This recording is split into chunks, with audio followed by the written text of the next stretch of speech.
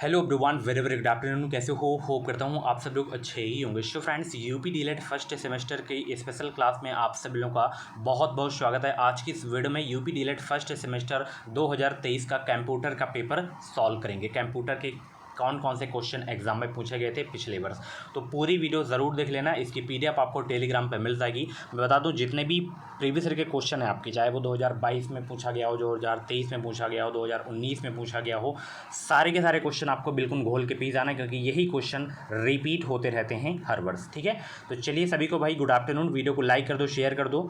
DElEd first semester में अच्छा percentage लाना है तो अभी के चैनल को सब्सक्राइब कर लीजिए और बेल आइकन को ऑल पे प्रेस कर लीजिए, ताकि जो भी अपडेट है वो अपडेट आपको सबसे पहले हमारे चैनल के माध्यम से मिलती रहे। तैयारी आप लोग करते रहो, क्योंकि एग्ज़ाम डेट आप सभी को पता है कि लास्ट जुलाई में आपका एग्ज़ाम होगा और 10 दिन पहले डेट आती है। ठीक है, और फॉर्म बहुत ही जल्द भरे जाने शुरू हो जाएंगे। ठीक है, यहाँ पे कंप्यूटर है। कंप्यूटर देखिए, कंप्यूटर का जो आपका एग्ज़ाम होगा 25 नंबर का होता है। ठीक है, इसमें टोटल जो क्वेश्चन पूछे जाते हैं, कितने क्वेश्चन पूछे जाते हैं, यहाँ पे 5 क्वेश्चन आपको बहुविकल्पी देखने को मिलेंगे। ठीक है, 5 क्वेश्चन, और 6 क्वेश्चन आपको अति लघु उत्तरी देखने को मिलेंगे। ठीक है, बाकी यहाँ पे 7 क्वेश्चन आपको लघु उत्तरी देखने को मिलेंगे, 7 क्वेश्चन। ठीक है, तो ये इतने क्वेश्चन 18 क्वेश्चन टोटल पूछे जाते हैं। 18 क्वेश्चन पूछे जाते हैं, 25 नंबर का पेपर होता है। 25 में से 12 आपको हर हाल में लाना होता है। ठीक है, तो बहुविकल्पी और अति लघुत्तरी जितने भी आपके सीरीज में क्वेश्चन दिए गए हैं, बिल्कुल घोल के उनको पी जाइए। अति लघुत्तरी से, बहुविकल्पी से प्रश्न आपसे गलत नहीं होने चाहिए। पहला प्रश्न यहाँ पे जो 2023 में पूछा गया था, 2023 के एग्ज़ाम में, BIOS का फुल फॉर्म क्या होता है, इनको बिल्कुल घोल के पी जाइए आप लोग। और चैनल को सब्सक्राइब ज़रूर कर लीजिए, इस चैनल से आपको निश्चित ही मदद मिलेगी। BIOS का फुल फॉर्म बताइए क्या होता है। Basic input system, basic input output system, या बेसिक आउटपुट सिस्टम, या बेसिक इंटीग्रेटेड सिस्टम। तो इसका फुल फॉर्म होता है बेसिक इनपुट आउटपुट सिस्टम। ठीक है, यहाँ पे ऑप्शन आपका बी वाला बिल्कुल करेक्ट हो जाएगा। ठीक है ना, चलिए, यहाँ पे स्पेलिंग थोड़ा गड़बड़ है तो ऐसा आप लोग इसे लिख सकते हो।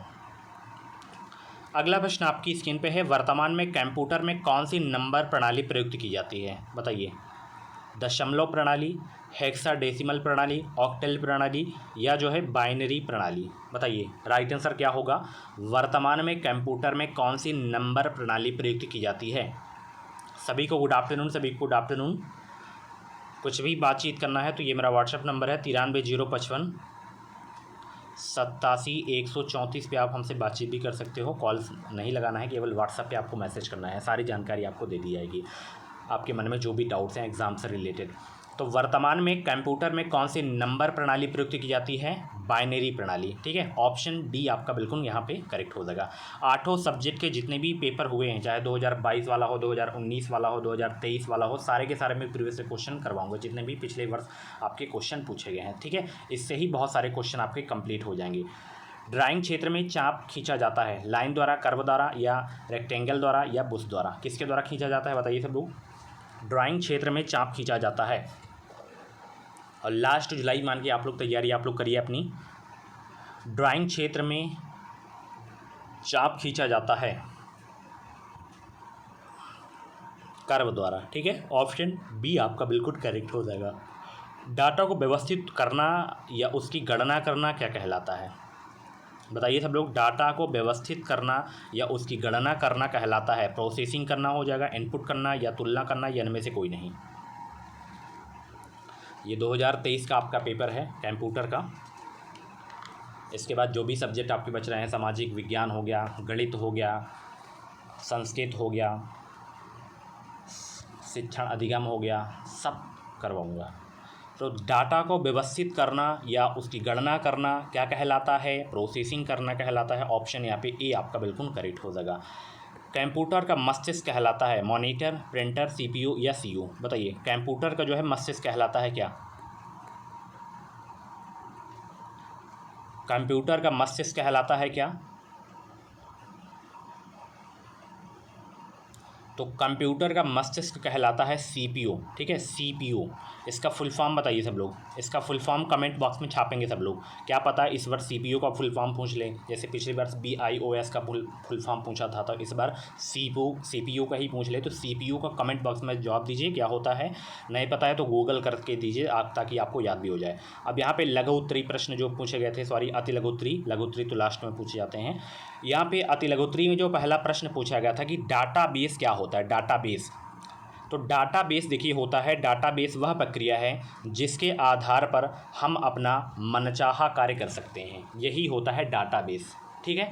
डाटाबेस वह प्रक्रिया है जिसके आधार पर हम अपना मनचाहा कार्य कर सकते हैं, यही होता है डाटाबेस। स्पैम किसे कहते हैं, स्पैम। तो स्पैम देखिए, स्पैम एक असंगत और अनचाहा ईमेल है जिसमें विज्ञापन भरे होते हैं, ठीक है ना। स्पैम किसे कहते हैं, स्पैम एक असंगत और अनचाहा ईमेल है जिसमें विज्ञापन भरे होते हैं। अगला प्रश्न पूछा गया था कंप्यूटर नेटवर्क के प्रकार बताइए। तो कंप्यूटर नेटवर्क के जो प्रकार होते हैं वो 3 प्रकार के होते हैं कंप्यूटर नेटवर्क। देखिए बिल्कुल ऐसे ही सॉलिड उत्तर आपको देना है, ठीक है। इसीलिए लग रहा हूँ कि सीरीज को बिल्कुल घोल के पी जाइए, जैसे उसमें दिया गया है बस सेम टू सेम उसको याद कर लीजिए आप लोग, ठीक है। और नकल के चक्कर में मत न रहना, क्योंकि नकल आपकी होगी नहीं। गवर्नमेंट स्कूल में सारे के सारे इसके सेंटर जाते हैं, अगल बगल आप लोग कर सकते हो, एक दूसरे की सहायता कर सकते हो, सहायता ले सकते हो, बट ये सोचो कि मैं सीरीज लेके पहुँच जाऊँ, वहाँ के टीचरों से हेल्प लूँ, तो ऐसा नहीं होता है DLED में, ठीक है। तो कंप्यूटर नेटवर्क मुख्यतः 3 प्रकार के होते हैं, लैन हो गया, वैन हो गया और मैन हो गया, ठीक है। Local area network, wide area network, ठीक है। मैन का आप लोग बताइए, यहाँ पे तीनों आप लोग लिख लीजिए। उसके बाद यहाँ पे रोम का फुल फॉर्म बताइए, रोम का, जैसे रैम का पूछा जाता है, रैंडम एक्सेस मेमोरी। क्या होता है रैम का, रैंडम एक्सेस मेमोरी होता है। तो रोम का पूछ ले तो रोम का होता है रीड ओनली मेमोरी। क्या होता है, रीड ओनली मेमोरी होता है रोम का फुल फॉर्म।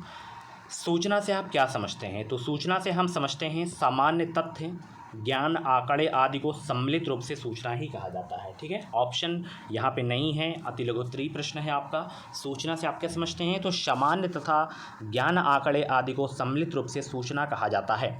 किसी भी फाइल को अपलोड कैसे किया जाता है, तो हम किसी भी फाइल को अपलोड कैसे करते हैं। किसी फाइल को अपलोड करने के लिए सर्वप्रथम हम उस वेबसाइट पर जाते हैं, फिर वहाँ अपलोड के ऑप्शन पर जो है सिलेक्ट करते हैं, फिर फाइल ब्राउज करते हैं, फिर अपलोड हम कर देते हैं, ठीक है। उसके बाद फाइल जो होती है वो अपलोड हो जाती है।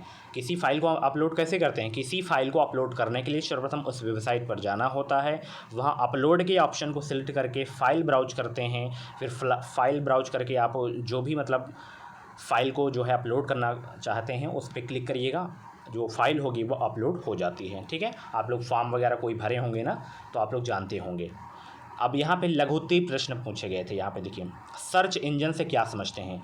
देखिए मेरी बात याद रखिएगा, अति लघु उत्तरीय प्रश्न और आपका जो है बहुविकल्पीय प्रश्न, इन प्रश्नों को अच्छे से आप लोग तैयार कर लीजिए, क्योंकि अगर यही आपका गलत हो गया ना, आप लघु उत्तरीय में कितना भी सही करके आओगे आपको नंबर नहीं दिया जाएगा। क्यों, क्योंकि अति लघु उत्तरीय 1 लाइन का होता है और बहुविकल्पीय भी बस देखो उड़ा दो। जब यही आपसे गलत हो जाएगा तो एग्जामिनर जो कॉपी आपकी चेक करेगा वो सोचेगा जब ये प्रश्न छोटे गलत कर रहा है तो ये बड़े कैसे लिख लेगा, तो वो बिना देखे ही कट कर देगा। अगर ये सारे के सारे आपके सही निकल गए, 1-2 गलत ही निकल गए, बाकी उसमें आप जैसे लघु उत्तरीय में कुछ भी बना के लिखे आओगे ना, तो आपको नंबर अच्छा दिया जाएगा, ठीक है ना। तो ज़्यादा से ज़्यादा मेहनत आपको अति लघु उत्तरीय और बहुविकल्पीय पे ही करना है। यहाँ पे प्रश्न पूछा गया था सर्च इंजन से आप क्या समझते हो, कुछ सर्च इंजनों के नाम बताइए। तो सर्च इंजन एक ऐसी तकनीक है जिसके द्वारा किसी भी विषय से संबंधित विश्वव्यापी सूचनाएं आसानी तथा शीघ्रता से प्राप्त की जा सकती है। भारत में सर्वप्रथम सर्च इंजन सन 1994 में पाहू नाम से बनाया गया था, ठीक है। भारत में सर्वप्रथम सर्च इंजन सन 1994 पाहू नाम से बनाया गया था। ये ऑब्जेक्टिव में भी पूछा जा सकता है, तो इसको अलग से नोट कर लीजिए आप लोग, ठीक है। उसके बाद यहाँ पे पूछा गया था, यहाँ पे आगे लिखना है आपको कि वर्तमान समय में इंटरनेट पर लगभग 100 से अधिक सर्च इंजन है, परंतु एक भी सर्च इंजन ऐसा नहीं है जो समस्त जानकारियाँ पूर्ण रूप से प्रदान कर सके। ऐसा इसलिए क्योंकि सर्च इंजन एक प्रकार का प्रोग्राम होता है जिसे समय समय पर अपडेट किया जाना चाहिए। सर्च इंजन को अद्यतन करने में समय लगता है तथा इस बीच की नई जानकारियों को संबंधित सर्च इंजन द्वारा प्राप्त नहीं किया जा सकता है। अब यहाँ पे कुछ सर्च इंजन के नाम आपको पता होना चाहिए, जैसे आपका गूगल हो गया, याहू हो गया, क्रोम हो गया, ये आपके सारे के सारे आपके जो है सर्च इंजन हैं, ठीक है। उसके बाद लगोत्री में जो अगला प्रश्न पूछा गया था, इंक जेट और लेजर प्रिंटर में मुख्य अंतर आपको बताना है। तो इंक जेट और लेजर प्रिंटर में जो मुख्य अंतर होता है, इंक जेट तथा लेजर प्रिंटर में अंतर के ज्ञान के लिए जो है दोनों की अवधारणा को जानना आवश्यक है। इंक जेट प्रिंटर जो होता है ये प्रिंटर की मुद्रण प्रणाली भी डॉट मैट्रिक्स प्रिंटर की भांति होती है। इसमें कागज़ पर छपने वाले बिंदु स्याही की बहुत छोटी छोटी बूंदों के द्वारा बनाए जाते हैं। ये बिंदु डॉट मैट्रिक्स की तुलना में छोटे एवं नज़दीक होते हैं, इसलिए अक्षर सुंदर व स्पष्ट आते हैं। ठीक है। इंकजेट प्रिंटरों में स्याही नोजल में से जो है पंप करके पेपर पर स्प्रे की जाती है। जैसे जैसे पृष्ठ हैंड चलता है, ये बूंदें अक्षर बनाती जाती हैं। स्याही की बूंदें ठीक स्थान पर गिरे, इसके लिए नई तकनीकें अपनाई जाती हैं। इसमें कंप्यूटर से प्राप्त सिग्नल को प्रेशर में बदलकर उसे स्याही के बर्तन पर डाला जाता है। इसे स्याही की बूंद दबाव से प्रिंट हैंड से कागज़ पर गिरती है, ये अक्षर पर आकृति बन जाती है। उसके बाद पूछा गया था लाइट पेन से आप क्या समझते हो। MS वर्ड का परिचय दीजिए। मल्टीमीडिया किसे कहते हैं। ऑपरेटिंग सिस्टम को उदाहरण समझिए। रिसाइकल बिन क्या है। तो ये सारे के सारे आपको उत्तर जो है मिल जाएंगे, आपको जो है आपकी सीरीज़ में जो भी आपकी सीरीज़ होगी सारे उत्तर आपको मिल जाएंगे लगातार। आपको ज़्यादा ढूंढने की आवश्यकता नहीं है। राजन की होगी तो राजन में आपको लगातार मिल जाएंगे। ठीक है, जहाँ से आपके लघुत्तरीय प्रश्न स्टार्ट होते हैं। तो ये थे आपके जो है क्वेश्चन जो कि 2023 के एग्ज़ाम में पूछे गए थे। बिल्कुल जो ऑब्जेक्टिव हैं और आपके जो अति लघुत्तरीय हैं इनको बिल्कुल घोल के पीस आइए, ताकि इनसे अगर क्वेश्चन आए तो गलत आपसे नहीं होना चाहिए। ठीक है, बाकी मैं हर सब्जेक्ट का अब मैं डेली कराऊँगा। ऐसे ही जितने भी आपके प्रीवियस ईयर के क्वेश्चन हैं सारे के सारे क्वेश्चन मैं करवा दूंगा, और जितने भी ऑब्जेक्टिव अति लघुत्तरीय हैं उनको भी करवा दूंगा। ठीक है, तो आपको परेशान नहीं होना, डेली क्लासेस देखना है, और ज़्यादा भी आपको ऑनलाइन क्लास पे फोकस नहीं करना है। जो आपके पास सीरीज़ है उसमें ज़्यादा आपको समय देना है। ठीक है, और कोई भी आपको कोर्स नहीं लेना है DLED का। बहुत सारे यूट्यूब चैनल वाले जो है कोर्स भी बेच रहे हैं 150-150 रुपये में, 200-200 रुपये में, तो उनका कोर्स वगैरह मत लेना आप लोग। ठीक है, जो सीरीज़ है उसको पढ़िए, और कोर्स के चक्कर में पढ़ोगे तो फिर बैक लग जाएगा। कोर्स पढ़ोगे या फिर सीरीज़ पढ़ोगे, क्योंकि कोर्स लेने के बाद भी आप सीरीज़ पढ़ोगे। क्या समझना है इसमें आपको। मैथ में दिक्कत है तो मैथ आप पढ़ सकते हो, यूट्यूब में बहुत सारी क्लासेस पड़ी हुई हैं, आप फ्री में पढ़ सकते हो। ठीक है ना, बाकी प्रैक्टिस करिए हर सब्जेक्ट की, अच्छे से पढ़िए। आपको अभी डर लग रहा होगा, बट एग्ज़ाम नज़दीक आएगा तो आपकी कंप्लीट तैयारी हो जाएगी, तो डर आपको नहीं लगेगा। Thank you so much. Bye bye, take care. Channel को सब्सक्राइब कर लें ताकि ऐसी ही क्लासेस आपको मिलती रहें। Bye bye, take care.